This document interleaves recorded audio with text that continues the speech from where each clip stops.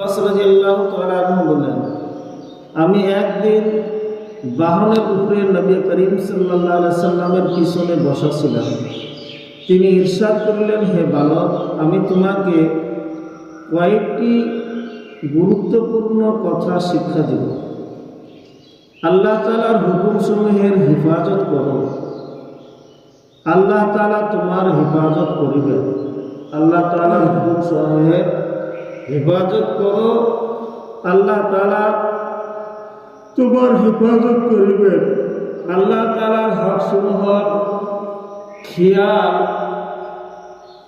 করো, তাহাকে তোমার সম্মুখে পাইবা, তাহার সাহায্য তোমার সঙ্গে থাকিবে।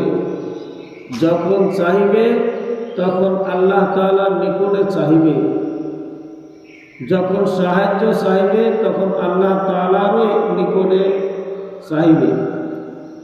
আর ইহা জানিয়া রাখো যে সমস্ত উম্মত যদি একত্রিত হইয়া তোমার কোনো উপকার করিতে চাহে, তবে তাহারা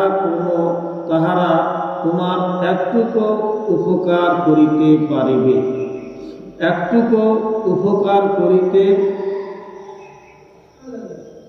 পারিবে যতটুকু আল্লাহ তাআলা তোমার জন্য তাকদীরে লিখিয়া দিয়েছেন। আর যদি সকলে মিলিয়া তোমার ক্ষতি করিতে চাহে, তবে ততটুকু ক্ষতি করিতে পারিবে যতটুকু আল্লাহ তাআলা তোমার তাকদীরে লিখিয়া দিয়েছেন। তাকদীরের কলমের দ্বারায় সব কিছু লিখিয়া উহাকে উঠাইয়া লওয়া হইয়াছে এবং তাকদীরের কাগজের কালি শুকাইয়া গিয়াছে। অর্থ, তাকদীরের ফয়সালা সমূহের মধ্যে বিন্দু পরিমাণও পরিবর্তন সম্ভব নয়।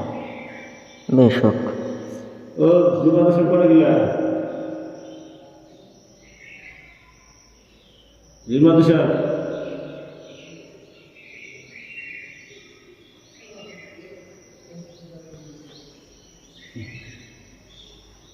রাদিয়াল্লাহু তাআলা আনহু বর্ণিত আছে যে নবী করিম সাল্লাল্লাহু আলাইহি সাল্লাম ইরশাদ করিয়াছেন, প্রত্যেক বস্তুর একটি হাকিকত আছে। কোন বান্দা ততক্ষণ ঈমানের হাকিকত পর্যন্ত পৌঁছিতে পারিবে না যতক্ষণ পর্যন্ত তাহার অন্তরে এরূপ দৃঢ় বিশ্বাস না হইবে যে সকল অবস্থা তাহার উপর আসিয়াছে তাহা অতিশয়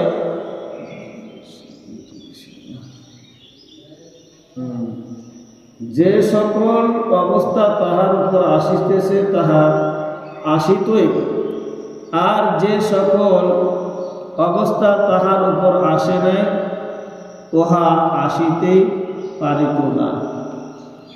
মানুষ যে সকল অবস্থার সম্মুখীন হয় সেই সম্পর্কে তাহার দীর্ঘ বিশ্বাস থাকা উচিত যে যাহা কিছু ঘটিয়াছে উহা আল্লাহ তাআলার পক্ষ হইতে ফয়সালাকৃত ছিল। আর জানা নাই যে উহার মধ্যে আমার জন্য কি কল্যাণ নিহিত রহিয়াছে। তাকদীরের প্রতি বিশ্বাস মানুষের ঈমানের হেফাজত ও অমূলক ধারণা হইতে মুক্তি লাভের উপায়।